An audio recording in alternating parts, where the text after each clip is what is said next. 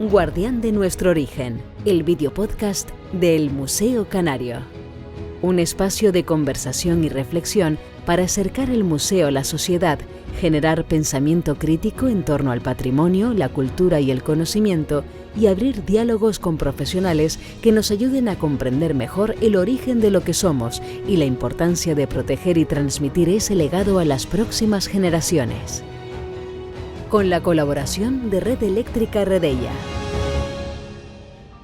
En una etapa clave para el Museo Canario, marcada por un ambicioso proceso de ampliación en el plano arquitectónico y expositivo, nos acompaña nuestro presidente, Diego López Díaz, para detallar el alcance de este proyecto estratégico.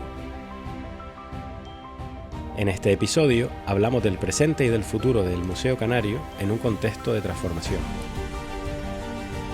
Abordaremos el alcance de la obra, qué supondrá para la experiencia de los visitantes y la importancia de abrir al público un fondo inédito que forma parte del legado científico y patrimonial de la institución.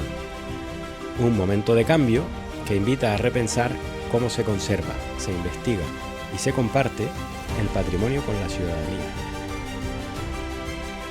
Una conversación para entender cómo el museo evoluciona sin perder su esencia y se prepara para una nueva etapa.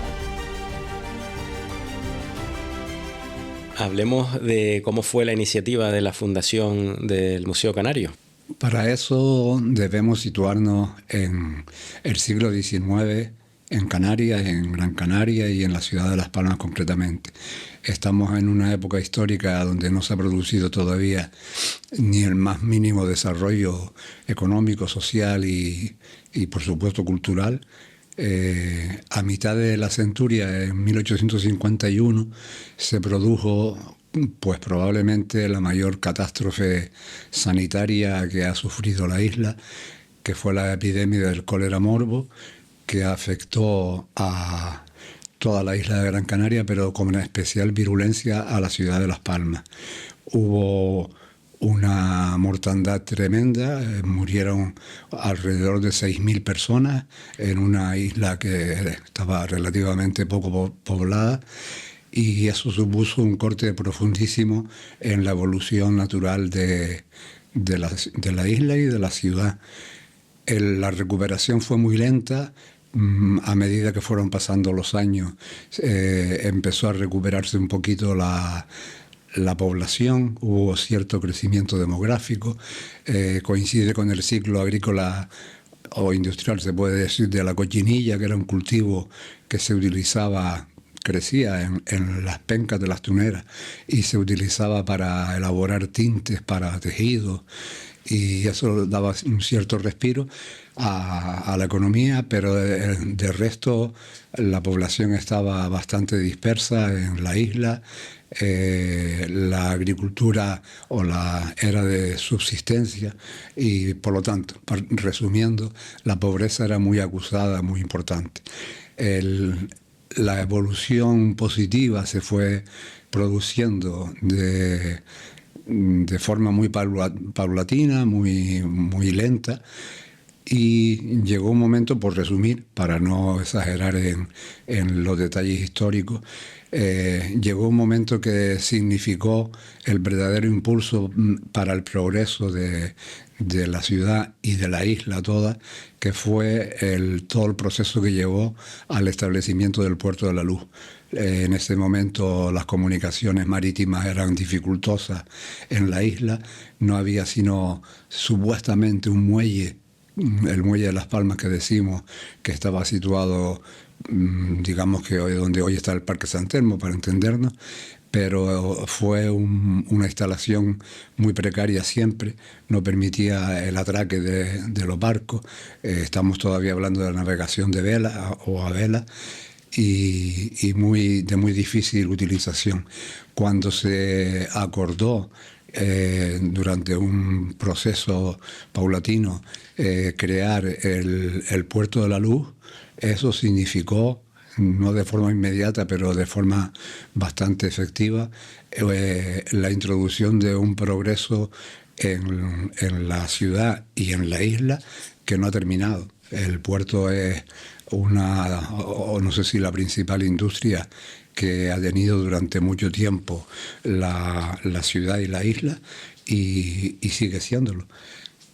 Entonces, eso fue en 1880 aproximadamente, y tengamos en cuenta que la constitución del Museo Canario se produjo en 1879, o sea que coincide en el tiempo. ¿Qué ocurrió? Que a medida que la sociedad fue evolucionando, de alguna manera fue combatiéndose ese panorama tan pobre, pobrísimo, que tenía la isla en cuanto a actividad económica, y por supuesto vida social prácticamente ninguna. Había una estratificación en la población muy acusada, había cierta burguesía agraria que tenía la propiedad de la tierra y podía subsistir con mejores condiciones, pero había al mismo tiempo una masa muy grande de personas desfavorecidas, de pobreza, había casas en Vegueta, por ejemplo, donde vivían familias con 4, 5, 6 miembros y 10 o 12 o 14 sirvientes en la misma casa, que la mayor parte de las veces trabajaban por la cama y la comida. Pero bueno, en ese proceso, poquito a poco, fue desarrollándose algo la sociedad, y coincidió con que muy pocas personas de las familias canarias podían aspirar a tener estudios no solamente superiores, sino estudios medios, digamos. Y algunos hijos de esa burguesía consiguieron desplazarse a la península y especialmente a otros países europeos para formarse intelectualmente y profesionalmente. Curiosamente, del grupo de fundadores del museo, que fueron 16 personas o 17 personas, 7 u 8 o 9 habían estudiado medicina, es decir, que iban a estudiar medicina, muchos de ellos a Francia, a Montpellier, a París, a algunos a Barcelona, y a la vuelta de esos estudios, que la vuelta significa que venían con su título los que lo conseguían después de 7 largos años de estancia en el exterior, se encontraban o se reencontraban con esa sociedad que era la suya, pero que les producía un desasosiego muy grande. En el caso concreto de uno de ellos, que era don Gregorio Gili Naranjo, se había codeado en la Universidad de la Sorbona con grandes catedráticos de antropología, de medicina, etcétera, y con otras muchas cosas. Además, vivieron acontecimientos muy importantes desde el punto de vista político en Francia, y se encontraban luego aquí, pues, deprimidos, podríamos decir. Empezaron a comunicarse entre ellos y a empezar a pensar en hacer algo por elevar el nivel de la población nuestra, y tras muchas discusiones, incluso muchas discrepancias sobre qué iniciativas acometer, qué cosas hacer, al final terminaron por crear una institución que sirviera para algunas cosas. Para algunas cosas significa que pensaban en crear un museo, en crear una biblioteca, un ateneo, querían hacer muchas cosas, y al final lo que consiguieron fue una especie de híbrido entre todas esas ideas, de tal manera que unos tenían apetencias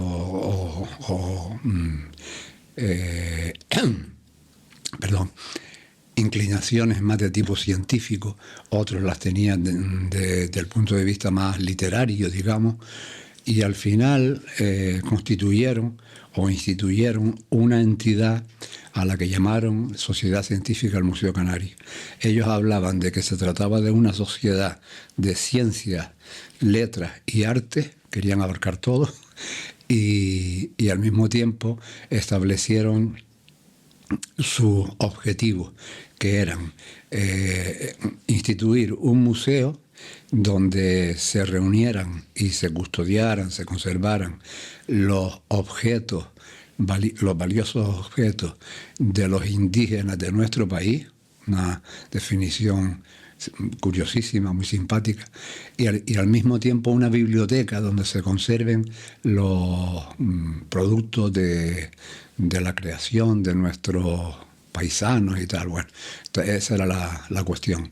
A partir de ahí firmaron esa acta de constitución.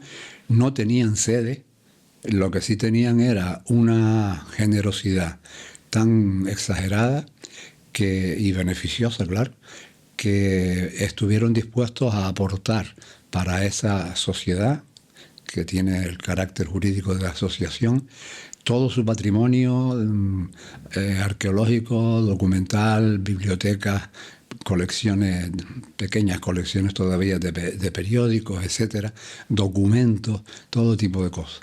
Y a partir de ahí fue cuando empezó a tomar forma esta asociación. Lo que no tenían era sede, no había un sitio donde establecerse.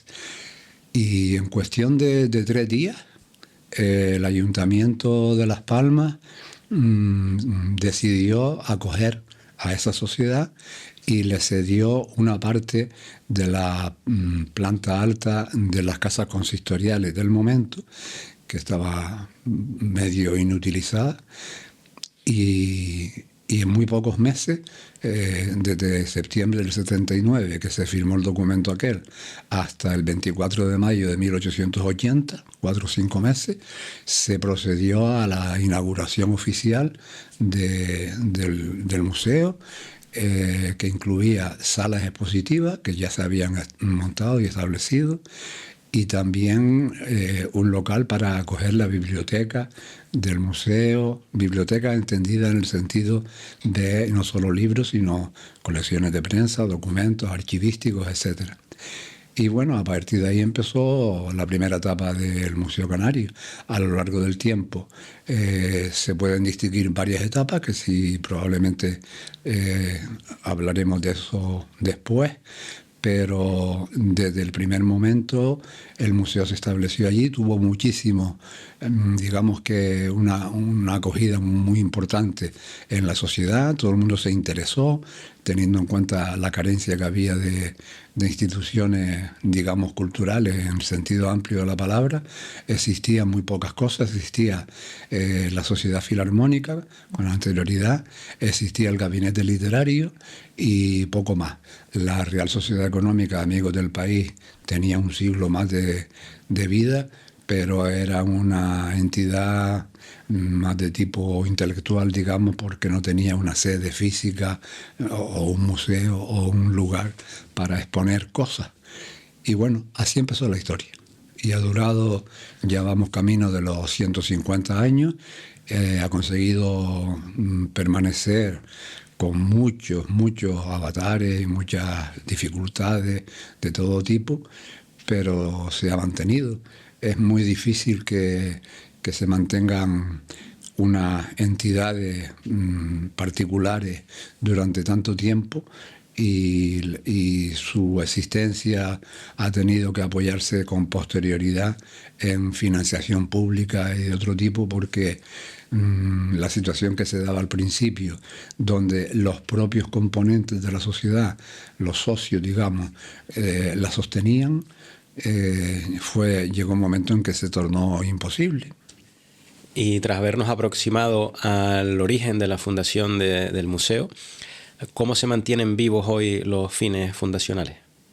Son muchos años los que han transcurrido, por lo tanto ha habido diferentes etapas y también diferentes concepciones sobre la naturaleza del Museo Canario, de la sociedad científica, digamos, y sobre las funciones que cumple o debe cumplir en la sociedad. Hay épocas históricas en que el museo prestaba ciertos servicios, jugaba cierto papel, que hoy ha cambiado. Hoy no existen las mismas actividades que existieron en otros momentos concretos, pero al mismo tiempo también existen otras. Esa evolución se produce en general en todas las instituciones, porque la historia ha transcurrido ya con bastantes años, y eso implica... ¿Qué ocurrió? Que al principio la creación del museo y también el hecho de que se establecieran las propias casas consistoriales le dio cierto cariz de entidad pública o semipública, digamos. Las personas la percibían como algo, si no un organismo oficial, algo parecido.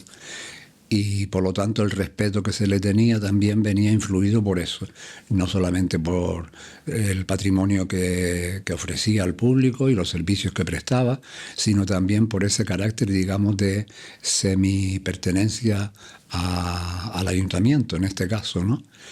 Entonces, la visión que se tenía de esta entidad desde el punto de vista de la población en general tenía unas características que no son las que hoy coinciden. El museo, por ejemplo, para que nos hagamos una idea, el museo redactó y publicó un documento que se llamó Reglamento de Exploraciones y Rebuscas. Ese documento fue redactado en el seno del museo y se dirigía a los socios, para que en aquel momento en que las exploraciones y las intervenciones arqueológicas eran gratuitas, digamos, es decir, todo el mundo, el que tenía afición, y había mucha afición, se dedicaba a ir a las cuevas a revolver y a atesorar y a guardar y a coleccionar lo que le apeteciera, por eso había tantas colecciones particulares.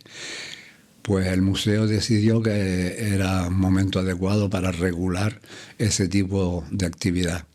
Pues ese reglamento, que en principio era un documento privado, se convirtió en un instrumento respetado por toda la población. Es decir, todo el mundo que quisiera investigar o hacer búsquedas por cualquier parte de la isla entendía que debía cumplir esas normas. Por lo tanto, hoy yo entiendo que el Museo Canario hoy es un centro, un lugar donde se exhiben objetos de todo tipo, materiales arqueológicos, antropológicos.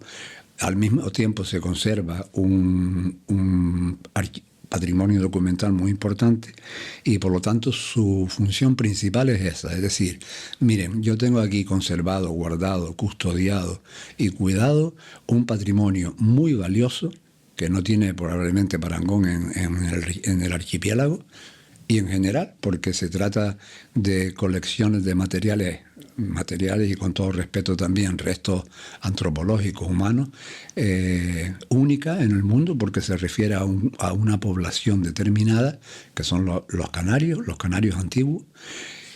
Y por otra parte, además de esa función, yo entiendo que el museo debe ser, y creo que lo está haciendo, una plataforma para la investigación.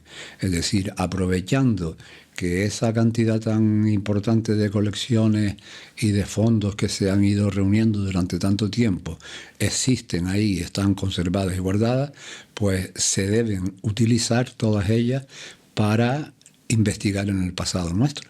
Y eso es lo que está sucediendo. Es muy difícil encontrar un libro de investigación histórica, un trabajo, una tesis doctoral, cualquier investigación de este tipo, en la que su autor o sus autores no hayan acudido al Museo Canario como fuente principal, fuente primigenia de información. Por lo tanto, dejando ya por antiguas otras funciones que cumplió en su día, esa creo yo que son las dos funciones principales que el museo debe cumplir. El museo se encuentra actualmente en un proyecto ilusionante con la renovación de sus instalaciones, con su proyecto de ampliación. Y cuéntenos cómo surge en primera instancia la iniciativa para hacer frente a este proyecto de renovación. Como la vida del Museo Canario ya va siendo larga, ha habido muchísimos avatares, digamos, en cuanto a su sede física. Ya dije antes que el Museo Canario se creó, se fundó, pero sin sede. Entonces, aparte de la primera sede que el ayuntamiento generosamente cedió, luego ha habido una serie de acontecimientos que han ido marcando la existencia del museo desde el punto de vista físico, de su local, ¿no? Entonces, no voy a cansarlos con la cantidad de proyectos, iniciativas y discusiones que ha habido a lo largo del tiempo. Hay del orden de 7 u 8 ubicaciones posibles del Museo Canario en la ciudad de Las Palmas, y al final, por una razón o por otra, no fructificaron. Hay un punto importantísimo de inflexión en esta historia, que es que el doctor Gil, don Gregorio Gil y Naranjo, que fue, aparte de uno de los fundadores del museo, fue su primer director y fue la persona más generosa, más altruista y más beneficiosa que hemos tenido para el Museo Canario, redactó su testamento a finales del siglo XIX y decidió legar al Museo Canario todo su patrimonio. Entre ese patrimonio, que no voy a detallar ahora, que comprendía bastantes cosas, inmuebles y muebles, figuraba su casa, es decir, su residencia y al mismo tiempo el lugar donde tenía establecida su consulta como médico. Y esa casa decidió que pasara a ser propiedad del Museo Canario y que se destinara a ser sede del museo. Entonces, ese es un punto fundamental, porque él murió en 1901, su esposa, que era usufructuaria vitalicia, murió en 1913, y a partir de ahí el Museo Canario, por primera vez en su historia, pasó a tener una sede. Luego hubo muchos intentos de cambiar la situación, especialmente porque la casa se hizo pequeña, porque el museo no ha parado de reunir objetos desde su primer día hasta hoy. Para no excederme, voy a omitir todos las posibilidades y las propuestas que hubo a lo largo del tiempo, y en un momento determinado se decidió que el museo se siguiera estando en Vegueta, pero en la manzana donde se ubica el museo lo que existe son 8 inmuebles de carácter residencial, de carácter habitacional. Es decir, allí vivieron 8 familias, digamos, cada una con su propiedad. Curiosamente son todas coetáneas, son de 1892 más o menos, pero desde el principio fueron casas independientes, casas de familia. Como en un momento determinado se decidió que el museo no abandonara aquel barrio, pues lo que se hizo fue, poco a poco, empezar a adquirir casas que colindaban con la del doctor Gil, y con vistas a un futuro proceso de ampliación y de unión de unas con otras, ¿no? ¿Qué es lo que destacaría de este proyecto? El último proyecto, que es en el que estamos embarcados ahora mismo, data del año 2002. Lo que el museo, de una casa que tenía, que era la de Gil, ha pasado a tener 7, poco a poco, a lo largo de los años. Pues lo que se decidió fue convocar un concurso de ideas a nivel de carácter nacional.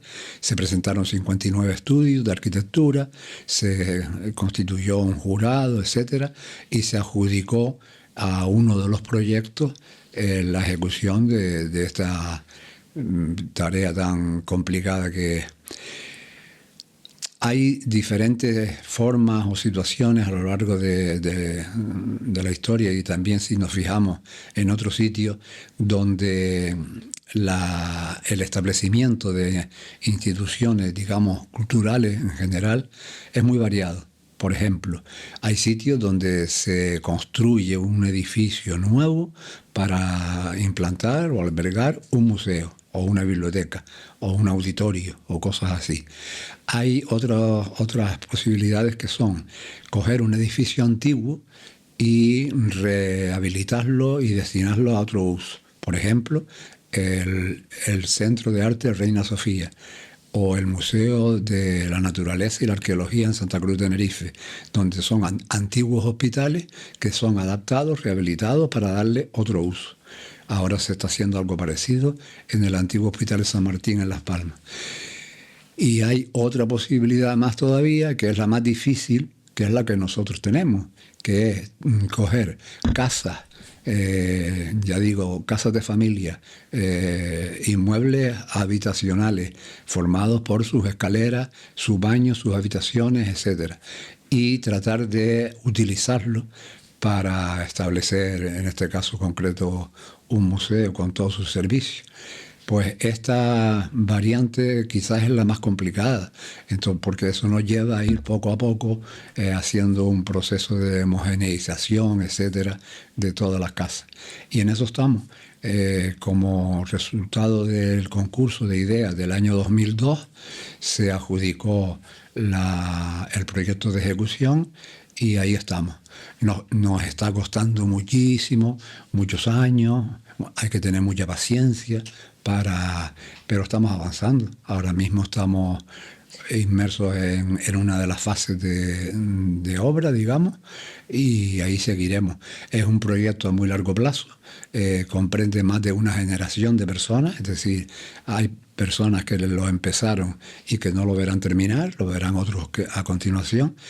Pero yo tengo la satisfacción de que creo que estamos en un camino, podría haber otros caminos, pero estamos en un camino correcto que a lo largo del tiempo, llevará a que el Museo Canario tenga unas instalaciones verdaderamente cómodas, seguras, etcétera, de las que hasta el momento no hemos podido disfrutar. Y teniendo una visión de conjunto, ¿qué va a suponer para la ciudad y para la isla disponer de un centro como el nuevo Museo Canario?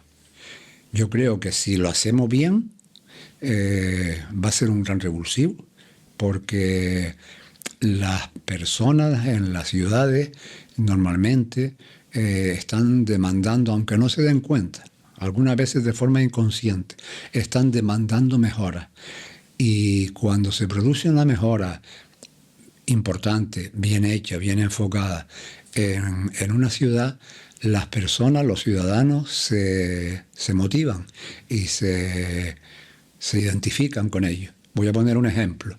Cuando se construyó el auditorio Alfredo Kraus, que costó Dios y ayuda, porque se perdieron 15 años discutiendo sobre la ubicación, nada más que sobre la ubicación, porque en principio estaba previsto que se estableciera en la Puntilla, es decir, en el otro extremo de la playa de las Canteras.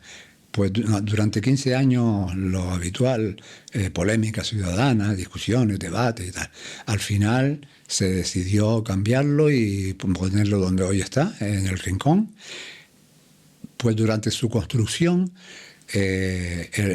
uno de los arquitectos, que no fue el redactor del proyecto, pero sí fue el ejecutor, que es Agustín Juárez, tuvo la picardía, digamos, de empezar a hacer visitas cuando estaba levantado el edificio, pero no estaba terminado aún, estaba en obra, visitas a grupos de personas de todo tipo. Yo sé de muchísimas personas que fueron y se entusiasmaban. Es decir, los ciudadanos de Las Palmas, como los de cualquier otro sitio, se entusiasman, se ponen contentos y les da gusto que haya algo nuevo, algo importante nuevo, como cuando se hizo la reforma del Teatro Pérez Galdós u otro tipo de cosas, ¿no? Entonces, yo creo, ya digo, si lo hacemos bien y lo hacemos pues como debe ser, el Museo Canario se convertirá en un polo de atracción importantísimo no solamente para el público que ya tiene, para el turismo, para los escolares, etcétera, sino que una buena parte de la población de la ciudad y de la isla, que algunos conocen el museo, pero que no lo visitan con frecuencia, se van a ver, yo creo que motivados y entusiasmados para ir a disfrutar de algo nuevo que además les va a poner a la vista un patrimonio, además de importante, que hoy está en su mayor parte oculto, digamos. Es decir, les va a ofrecer cosas que les van a resultar novedosas, cosas que les van a resultar hasta el momento desconocidas. Yo creo que ese es el reto de las personas que estamos trabajando en el museo, conseguir darle otra dimensión y enlazarla con el conjunto de la sociedad para elevar el valor y el nivel de lo que tenemos. Hemos hablado de pasado, de presente. ¿Cómo ve el futuro de la institución gracias a este proyecto constructivo?